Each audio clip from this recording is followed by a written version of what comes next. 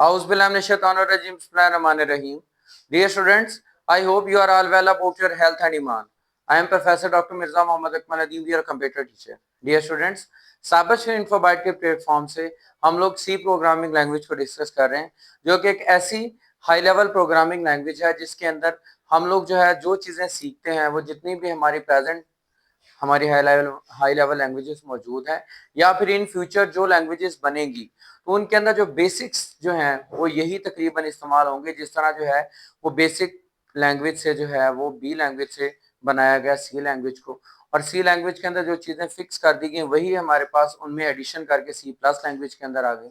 इसी तरह जो है वो हमारे सी हैश और अभी विजुअल बेसिक या फिर हम पाइथन की बात करें, हर लैंग्वेज के अंदर जो हम लोग चीज़ें इसके अंदर डिस्कस करते हैं लाइक इनपुट फंक्शंस कौन से हैं, आउटपुट कौन से फंक्शंस हैं, तो तकरीबन इसके अंदर काफी ज्यादा चीजें जो है वो मैचअप करती हैं।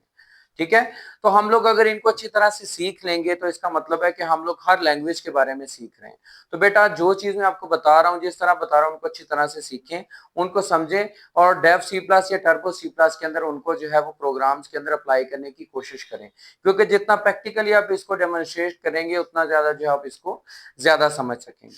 तो बेटा अगर आप ये वीडियो फर्स्ट टाइम देख रहे हैं तो लाजमी तौर पे चैनल को सब्सक्राइब कर लें और बेल आइकॉन पे क्लिक कर लें ताकि आने वाली वीडियोस आप तक पहुंचती रहें।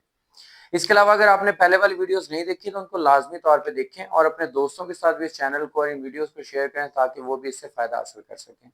आज का हमारा टॉपिक है switch statement in C programming language. Decision structure को हम डिस्कस कर रहे हैं, जिसके अंदर हमने जो है वो जितने भी डिसीजन स्टेटमेंट्स थी हमारी सीक्वेंस के अंदर सिलेक्शन में आ रही थी, हमारी स्टेटमेंट आ रही थी, इफ एल्स आ रही थी, इफ एल्स इफ आ रही थी, और उसके बाद नेस्टेड इफ थी, और आज हम डिस्कस करने जा रहे हैं उसी के नेक्स्ट फॉर्म जो हमारे पास स्विच स्ट्रक्चर है। स्विच स्ट्रक्चर बेसिकली हमारे पास वैसा ही है जिस तरह ये हमारा इफ एल्स इफ होता है। इफ एल्स इफ के अंदर हमने क्या चीज पढ़ी थी कि जब जहां पे जो है वो एक से ज्यादा कंडीशंस और एक से ज्यादा चॉइसेस हमारे पास मौजूद हों और हम उनमें से कोई डिसीजन लेना चाह रहे हैं तो वहां पे हमारी इफ एल्स इफ इस्तेमाल होती है। सेम केस जो है वो हमारा स्विच के साथ है। स्विच में भी हमारे पास मल्टीपल कंडीशंस होती हैं, मल्टीपल केसेस होते हैं। हम उनको सॉल्व करने के लिए जो है उनमें से कोई एक ब्लॉक ऑफ स्टेटमेंट जो है, ब्लॉक ऑफ केस जो है वो एग्जीक्यूट हो जाता है कंडीशन की बेस पे। तो इसका मतलब इनका काम सेम है, लेकिन थोड़ा सा डिफरेंस क्रिएट हो जाता है कि ये रेयर केसेस के अंदर इनको इस्तेमाल किया जाता है जहां पे हमें बहुत बड़े बड़े प्रोग्राम्स को एग्जीक्यूट करवाना हो। ठीक है, जहां पे कह सकते हैं कि इफ एल्स इफ को अगर हम इस्तेमाल करेंगे तो वो काफी लेंथी प्रोग्राम हमारा हो जाएगा, वहां पे हम स्विच स्ट्रक्चर का इस्तेमाल कर लेते हैं। ठीक है, स्विच स्ट्रक्चर को डिफाइन करने के लिए the switch statement is another conditional structure and it is a good alternative of if else if statement. ये उसका अल्टरनेट है, मुतबादल है, यानी कि इफ एल्स इफ का ही मुतबादल है। It can be used easily when there are the many choices. ये हम आसानी से इसको इस्तेमाल कर सकते हैं जहां पे हमारे पास बहुत सारी चॉइसेस जो है वो मौजूद होती हैं and only one should be executed, और उनमें से सिर्फ एक को हमने जो है वो वहां पे एग्जीक्यूट करवाना होता है, यानी कि वहां पे हल करवाना होता है। ठीक है, तो इसका जो बेसिक सिंटैक्स है वहां पे इफ एल्स इफ के अंदर हमारा इफ स्ट्रक्चर यूज होता था और उसके बाद हम लोग कंडीशन लिखते थे। यहाँ पे हमारे पास जो है वो स्विच का वर्ड इस्तेमाल करेंगे हम लोग, यानी कि इसका स्विच जो है वो कीवर्ड है। उसके बाद हम क्या करेंगे, एक्सप्रेशन लिखेंगे। एक्सप्रेशन क्या होगा, वो कंडीशन होगी वो जिसकी बेस पे हम लोग जो है उसको सॉल्व करना चाहेंगे। ठीक है, उसके बाद हम लोग जो है वो ब्रैकेट्स का यूज करेंगे, जो हमारी करली ब्रेसेस हैं इनके अंदर जो है वो हम लोग केस वैल्यूज लिखेंगे, यानी first case that is case value 1, उसके बाद हम उसकी स्टेटमेंट जो हम एग्जीक्यूट उस केस की बुनियाद पे करवाना चाह रहे हैं, फिर उसके बाद हम ब्रेक का इस्तेमाल करेंगे, फिर case value 2 and then statement 2, फिर ब्रेक एंड देन वैल्यू जितनी भी हम लोग ऐड करना चाहते हैं, एंड लास्ट में हमारे पास स्टेटमेंट एन और ब्रेक। ठीक हो गया। लास्ट में हम लोग इसके अंदर डिफॉल्ट स्टेटमेंट्स यूज करेंगे। इसका ओवरऑल स्ट्रक्चर अगर हम लोग देखें, इसके अंदर एक्सप्रेशन का तो वही काम है जो हमारे पास कंडीशन का काम होता है, मतलब कि हमने जिसकी बेस पे जो एग्जीक्यूट करवाना है, जब ये हमारी एक्सप्रेशन यानी कंडीशन ट्रू हो जाएगी उसके बाद हमारी वैल्यू इंटर हो जाएगी केस के अंदर। ठीक है, हम वो क्या करेगा, किसी भी एक केस को जो है वो अगर उसमें से ट्रू होता है वो उसको एग्जीक्यूट करवा देगा और उसके बाद जो हमारा प्रोग्राम बंद हो जाएगा, मतलब कि वो उसमें से उसको सोल्यूशन मिल जाएगा। और अगर ऐसा नहीं होता तो वो हमारे पास डिफॉल्ट जो है वो स्टेटमेंट वो एग्जीक्यूट हो जाएगी जो लास्ट पे हमने इस्तेमाल किया। अब इसके अंदर जो है वो हमारा केस का वर्ड एक तो आ रहा है एडिशनल, जो कि इफ एल्स इफ या इफ से हटके है, और उसके बाद हमारे पास जो है वो ब्रेक का वर्ड आ रहा है। अब ब्रेक यहाँ पे क्या चीज है, हमने जो है वो इफ एल्स को, इफ स्टेटमेंट को डिस्कस किया, और इसके अलावा जो है वो हमने मल्टीपल जो हमारे पास कंपाउंड स्टेटमेंट्स थी, हम उनको क्या करते थे, हम ब्लॉक बनाने के लिए हम करली ब्रैकेट शुरू में भी लगाते थे और उस ब्लॉक के एंड पे भी लगाते थे। लेकिन यहाँ पे क्या है, करली ब्रैकेट यहाँ पे लगी है और लास्ट पे लगी है इस सिंटैक्स के अंदर। बट यहाँ पे ये केस वैल्यू जो है, हमने ये चीज पढ़ी थी कि इफ एल्स इफ के अंदर जब कंडीशन लिखते हैं उसके बाद हम लोग जो टर्मिनेट नहीं करते, उसके बाद हम स्टेटमेंट्स लिखते हैं, और स्टेटमेंट्स को वन आफ्टर अदर जो है वो हम लोग जो ट्रू फॉल्स कंडीशन हमने एल्स के बाद लिखनी है, एल्स से पहले लिखनी है, वो हम लिखते थे। इसके अंदर केस वैल्यू लिखने के बाद, स्टेटमेंट लिखने के बाद ब्रेक इस्तेमाल करने का मतलब ये है कि इसका कनेक्शन नेक्स्ट जितने भी केसेस हैं उनसे तोड़ना। उसकी रीजन क्या होती है, लाइक दैट वो अब स्विच एक्सप्रेशन इंटर हो जाता है, उसको फर्स्ट वैल्यू के अंदर ही आंसर मिल जाता है उसका, यानी कंडीशन ट्रू हो जाती है और उसमें वो आंसर ले लेता है। तो क्या होगा, यहाँ से वो ब्रेक हो जाएगा और इसका यहाँ से इसके साथ कट आउट हो जाएगा, मतलब कि वो मजीद आगे नहीं बढ़ेगा। अगर हम ब्रेक का इस्तेमाल नहीं करेंगे तो क्या होगा, उसकी वजह से वो एक कंजेक्टिव, यानी वो सारी की सारी स्टेटमेंट्स को इकट्ठा जो है एग्जीक्यूट करवा देगा, क्योंकि सिंगल केस अटैच होगा, उसके अंदर ब्रेक कहीं पे भी नहीं होगी। तो इसका मतलब है कि ब्रेक को यूज करना इस तरह ही है जिस तरह की हम ब्रेसेस को बंद करने के लिए इस्तेमाल करते हैं, ठीक है। और उसके बाद जो हमारे पास डिफॉल्ट है, डिफॉल्ट का वर्ड जो है वो हमारा यूज होता है ताकि हम लोग जो है वो एंड पे अगर हमारी स्टेटमेंट कोई भी इनमें से नहीं मिलती तो प्रोग्राम यानी फॉल्स कंडीशन की सूरत में हमें लास्ट पे जो स्टेटमेंट है वो एग्जीक्यूट हो जाए।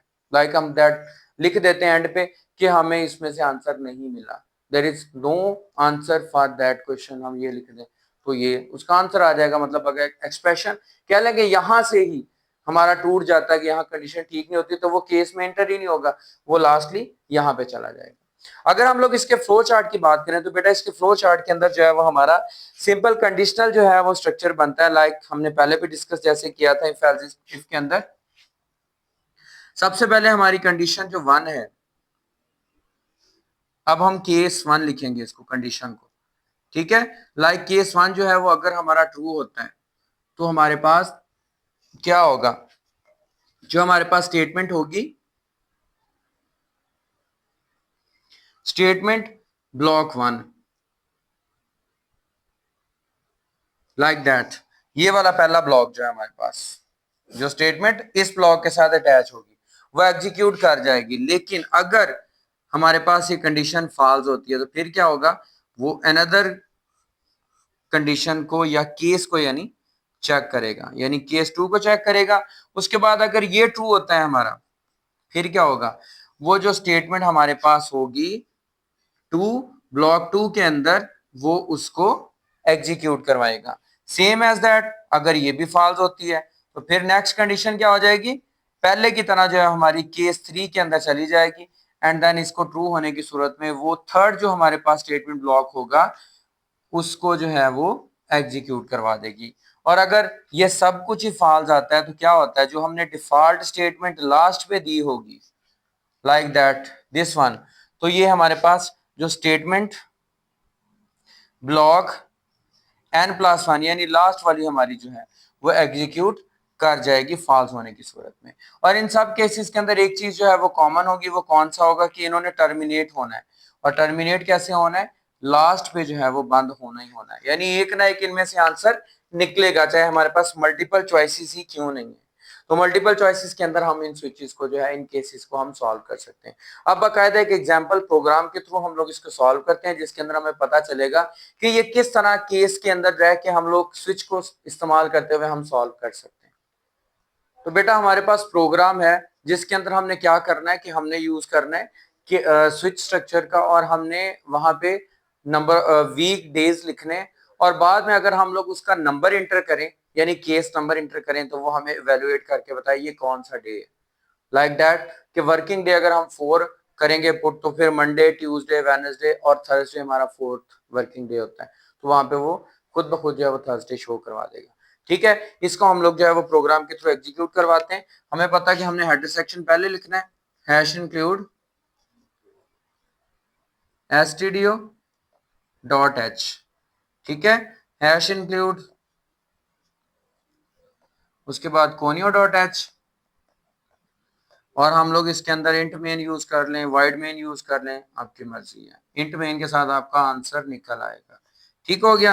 अब हम जरा इसका लिखते हैं जो हमारे पास केस है।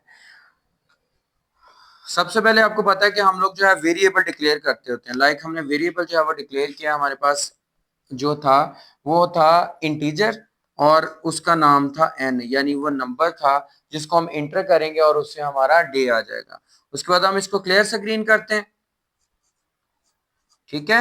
उसके बाद जो है वो हम लोग जो है इसके अंदर अब देखेंगे कि इंटर हमने क्या करना है। प्रिंट एफ स्टेटमेंट के थ्रू हम लोग लिखेंगे enter the number of a enter number of अ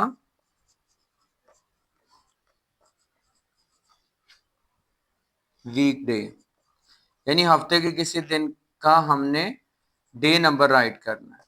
ठीक हो गया। उसके बाद हम लोग जो है यहाँ पे इसको स्कैन भी करना पड़ेगा, जारी सी बात है कि हमने बाद में इसको फॉर्मूले के अंदर इस्तेमाल करना है। उसके लिए मॉड्यूल डी हमारे पास इसका जो फॉर्मेट स्पेसिफायर आ जाएगा और ये हम लोग काम कर रहे हैं एंड एन के लिए। ठीक हो गया। उसके बाद हम लोग जी अब स्विच स्ट्रक्चर का इस्तेमाल करते हैं। यहाँ पे हम लोग जो है वो क्या लिखेंगे, स्विच।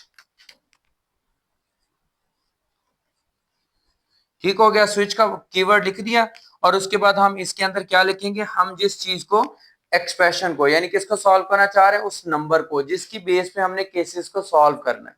ठीक है। यहाँ पे हमने एन इंटर कर दिया। उसके बाद जो है वो हम लोग क्या करेंगे, यहाँ पे ब्रेसेस का इस्तेमाल करेंगे। जैसे कि हमें पहले पढ़ा था हमने कि यहाँ पे ब्रैकेट्स हमारी यूज होंगी। ब्रैकेट्स के अंदर हम लोग केस लिखेंगे। केस वन हमारे पास क्या है, केस वन। उसके बाद हम लोग कॉलन डालेंगे एंड देन हम लिखेंगे प्रिंट एफ पहला जी। लाइक दैट हम लोग फ्राइडे से स्टार्ट करते हैं। वहां पे जो भी आपकी मतलब डेज की जो भी रूटीन आती है वो अलग बात है, लेकिन यहाँ पे हम लोग जो है वो फ्राइडे से स्टार्ट करें। इसको हम लोग बाद में करेंगे ब्रेक। ठीक है। अब आ जाएगी सेकंड की बारी। उसके बाद हम यानी लिखेंगे केस टू। केस टू हमारे पास है semicolon print F G. Print F हमारे पास क्या है, केस टू फ्राइडे के बाद हमारे पास आ जाएगा सैटरडे। ठीक हो गया। उसके बाद हम लोग इसको भी ब्रेक कर देंगे। ब्रेक करने के बाद हम लोग नेक्स्ट पे आएंगे, हमारे पास केस थ्री आएगा। Like that print F Saturday के बाद हमारा आ गया संडे। ठीक हो गया। उसके बाद हम इसको ब्रेक करेंगे। फिर उसके बाद हम प्रिंट एफ करेंगे, सॉरी पहले हम केस लिखेंगे। हमारा केस कौन सा है नेक्स्ट,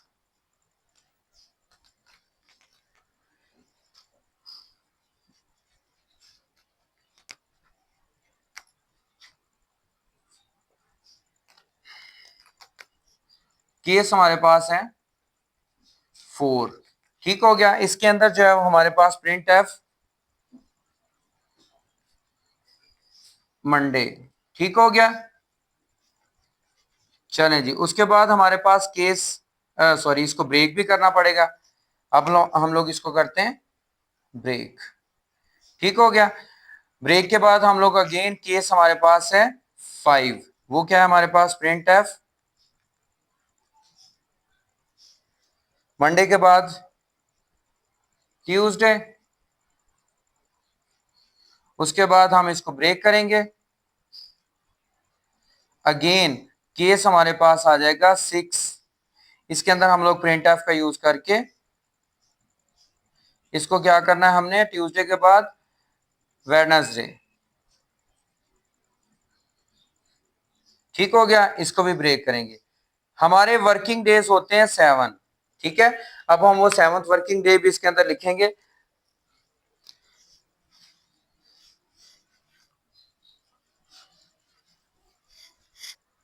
के सेवन बेटा हमारे पास आ जाएगा, हम लोग इसको लिखेंगे के सेवन। ठीक है। उसके लिए हम लोग प्रिंट एफ क्या करेंगे, अब हमारे पास प्रिंट क्या करेंगे, वेनसडे के बाद थर्सडे आ गया। इस तरह हमने 7 डेज जो है वो केसेस में बना लिए। अब हमने क्या करना है, एक इसके बाद ब्रेक करने के बाद लास्ट पे हमें पता है कि हमने डिफॉल्ट स्ट्रक्चर यूज करना है। ठीक है, डिफॉल्ट का कीवर्ड लिखेंगे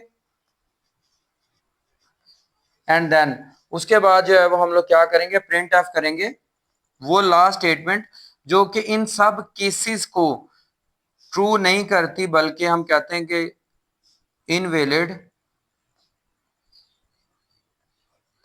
नंबर।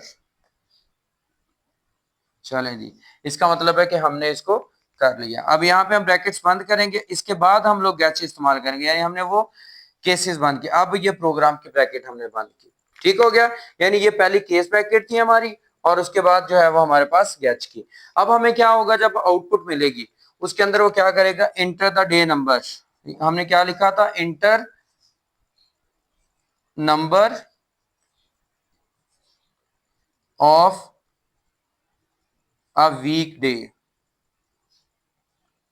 तो यहां पे हम लोग लाइकवाइज मैं नंबर 3 ऐड करता हूं, नंबर 5 ऐड कर देता हूं। नंबर 5 ऐड करूंगा, केस 1 के अंदर था, मतलब कि हमारा सैटरडे, 2 के अंदर नहीं तो फ्राइडे था, फिर 2 सैटरडे, 3 संडे और 4 में हमारा था मंडे। तो वो क्या कर देगा यहाँ पे, योर डे इज, यहाँ पे लिख देगा वो मंडे। ठीक हो गया। इसका मतलब है कि उनमें से उसको केस 5 जो है वो वैलिड मिल गया। और अगर आप इनमें से कोई भी इनवैलिड नंबर लाइक ट्रैक करते हैं कि आप यहाँ पे उन 7 केसेस के बजाय यहाँ पे 8 और 9 वर्ड यूज कर देते हो, तो यहाँ पे प्रिंट क्या हो जाएगा, जो लास्ट हमारा आया था इनवैलिड नंबर। तो इस तरह से बेटा हमारे पास जो है वो स्ट्रिक्ट जो हमारी स्विच केस स्ट्रक्चर जो है वो इस्तेमाल होते हैं। और केस स्विच स्ट्रक्चर के अंदर जो है वो कोई भी अगर प्रोग्राम हमने लिखना है तो हमने उसको केस वाइज लिखना है, और इसके लिए हमें आसानी ये हो जाती है, हमें ब्लॉक्स को बनाने में ज्यादा देर नहीं लगती। हम लोग जो है वो जस्ट सिंपली प्रिंट एफ का यूज करते हैं और ब्रेक स्टेटमेंट के थ्रू जो है वो अगला केस बना लेते हैं। तो उम्मीद करता हूं बेटा कि आपको स्विच स्टेटमेंट की अच्छी तरह से समझ आ चुकी होगी। फिर भी अगर इसके अंदर कोई कंफ्यूजन हो, कोई मसला हो, तो लाजमी तौर पे कमेंट बॉक्स में बताइएगा। अगर आपको वीडियो पसंद आई हो तो इसको लाजमी तौर पे लाइक कीजिएगा और इस चैनल को सब्सक्राइब कर लें अगर अभी तक आपने इसको सब्सक्राइब नहीं किया, और फीडबैक लाजमी दिया करें ताकि हम मजीद इसके अंदर बेहतरी ला सकें। ठीक है बेटा, तो अपने दोस्तों के साथ भी इस चैनल को शेयर करें, दुआ में याद रखें, अपना बहुत ज्यादा ख्याल रखें। इंशाल्लाह मिलते हैं नेक्स्ट वीडियो के अंदर। जज़ाकल्लाह।